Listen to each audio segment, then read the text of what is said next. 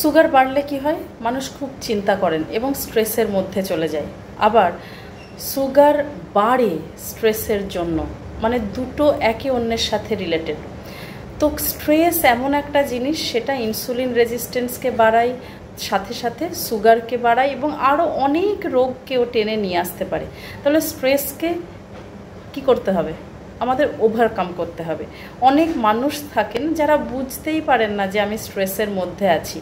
আমি এর আগে ব্রিদিং এক্সারসাইজ দেখিয়েছিলাম যে যাতে আপনি স্ট্রেসকে রিলিভ করতে পারেন, মানে নিজেই ব্রিদিং এক্সারসাইজের মাধ্যমে ওটাকে কম করতে পারেন, বা রাগ যাই হোক না কেন, খুব নেগেটিভ যে ইমোশান, সেই ইমোশানকে খুব ইজিলি কন্ট্রোল করতে পারেন।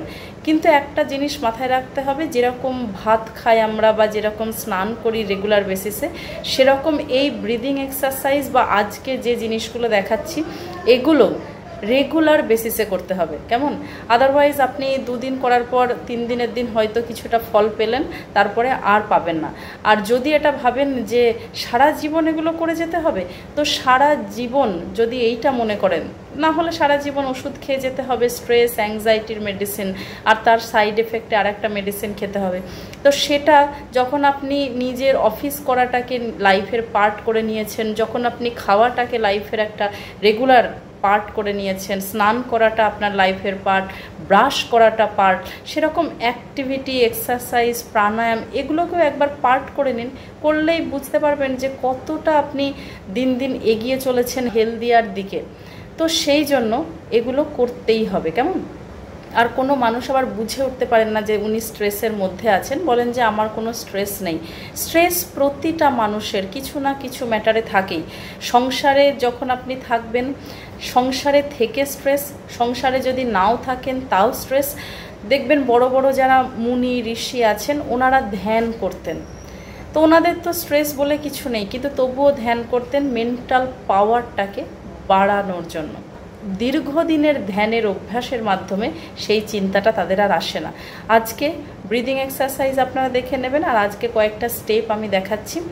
সেটা হলো, যে মুহূর্তে বা রেগুলারও প্র্যাকটিস করতে পারেন, মনে হবে যে আপনার মাথা ভার হয়ে যাচ্ছে বা মনের ভিতরে খুব কষ্ট হচ্ছে, সাথে সাথে ট্যাপ করবেন এই জায়গাটা, মানে আপনার ফোরহেডটা ট্যাপ করবেন এই দুটো আঙুল দিয়ে, এরকমভাবে চোখ বন্ধ করেই করবেন, তাতে অনেক বেশি বুঝতে পারবেন যে আপনি রিলিফ পাচ্ছেন কি পাচ্ছেন না। এরকম ট্যাপ করবেন, জাস্ট এইটুকু। এটা 30 সেকেন্ড ধরে করতে হবে। হ্যাঁ, 30 সেকেন্ড ধরে ট্যাপ করলেন। তারপরে আইব্রোটাকে প্রেস করতে হবে, প্রেস করে যাবেন। এটাও 30 সেকেন্ড ধরে করবেন, প্রেস। কেমন? প্রেস করা হয়ে গেল। নিচে, চোখের নিচে এই জায়গাটাতেও ট্যাপ করবেন।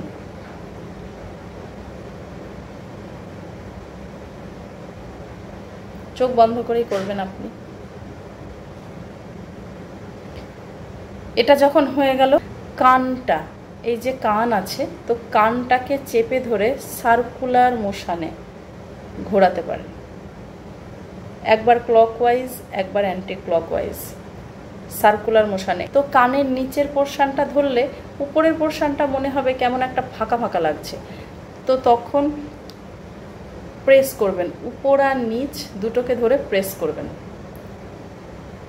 কিছুক্ষণ প্রেস করবেন উপর আর নিচ। কেমন? এটা করলেন। করার পরে দুটো হাত দিয়ে নিজের কাঁধটাকে ধরবেন, কাঁধটাকে ধরে জাস্ট ঘোরা, চোখ বন্ধ করে এরকম ঘুরবেন, আলতো করেই ঘুরবেন, অত বেশি ফাস্ট মুভ করার দরকার নেই, বা আপনার মেন্টাল কন্ডিশনের উপর নির্ভর করছে যে আপনি কতটা মুভ করবেন। যখন আপনি এরকম মুভ করবেন, তখন দেখবেন যে যদি খুব রাগের মধ্যে থাকেন, তাহলে আপনার ব্রিদিংটা ধীরে ধীরে শান্ত হয়ে যাচ্ছে। এরকম করে 3টে মিনিট থাকুন। আর এই ট্যাপিং করতে কি বললাম, 30 সেকেন্ড ট্যাপিং, 30 সেকেন্ড। যতটা জোরে প্রেশার দিলে আপনার মনে হবে ভালো লাগছে, আপনি ততটা জোরেই দিতে পারেন। এটাও তাই, এই জায়গাটাও তাই, কানেও তাই। কেমন? এগুলো একবার করে দেখুন, সাথে ব্রিদিং এক্সারসাইজ। এটা কিন্তু মানে ভুলেই যাবেন না, এটা ব্রিদিং এক্সারসাইজ করতেই হবে আপনাকে। কেমন? ভালো থাকুন, সুস্থ থাকুন, আর শেয়ার করুন ভিডিওটা, কারণ দুটো একে অন্যের সাথে রিলেটেড। স্ট্রেস নিয়ে আসে ডায়াবেটিসকে, আবার ডায়াবেটিস হলে স্ট্রেসের মধ্যে যায় মানুষ। কেমন? Thank you.